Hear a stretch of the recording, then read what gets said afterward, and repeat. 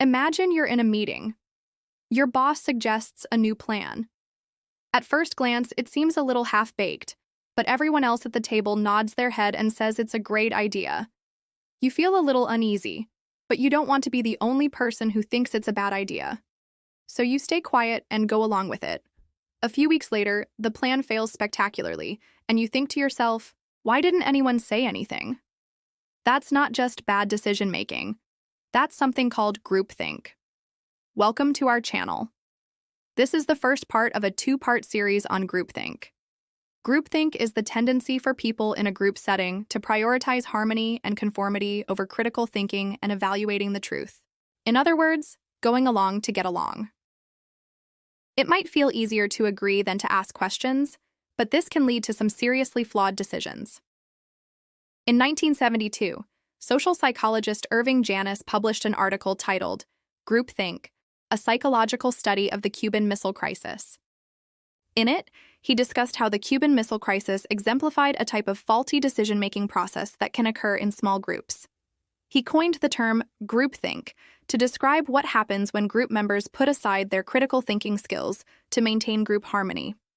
Instead of objectively weighing the options, members go along with whatever the majority wants. They become unthinkingly obedient to group norms. In these cases, the group's desire to be liked and accepted overrides its desire to be right. But groupthink doesn't just happen in the political arena.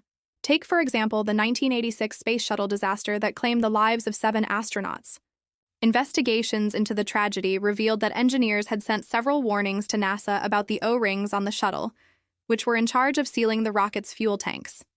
These seals didn't perform well in cold weather, and several engineers expressed their concerns in writing.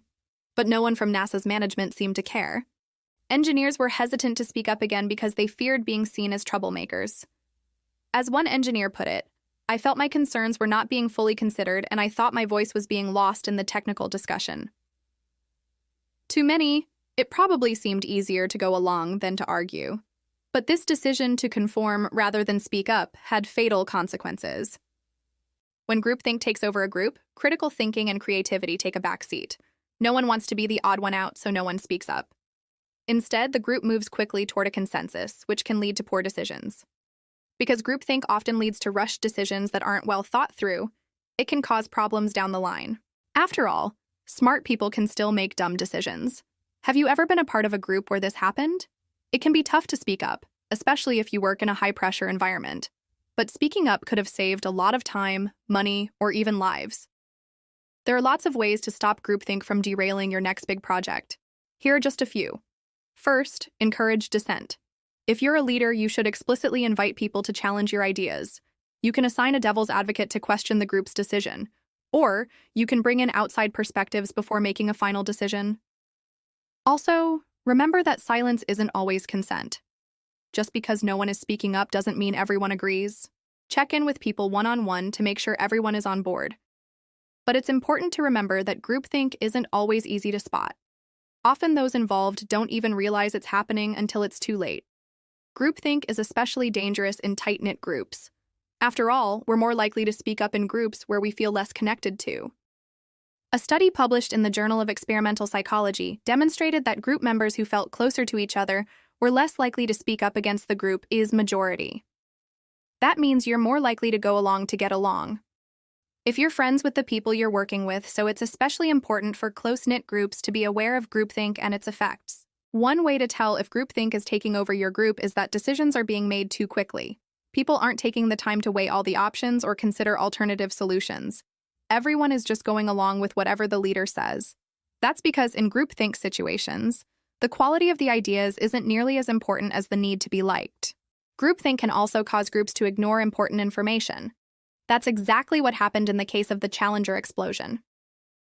Engineers had warned NASA about the shuttle's O-rings, but no one listened. That's partly because they didn't want to be seen as negative or a troublemaker. But it also had to do with the fact that they trusted their colleagues and NASA's leadership. They thought that if there was any real danger, someone else would speak up. Do you have an example of a time when you went along with the group even though you knew it wasn't the best idea? Let us know in the comments. Speaking up can be hard, especially when you work closely with the people in your group, but it can help prevent disastrous decisions down the line. And tomorrow, we'll look at another powerful force that can influence our behavior. The Stanford Prison Experiment.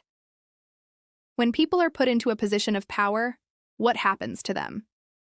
In this thought-provoking experiment, researchers found out just how cruel people could be. Watch tomorrow to find out more, and don't forget to like this video and subscribe for more content.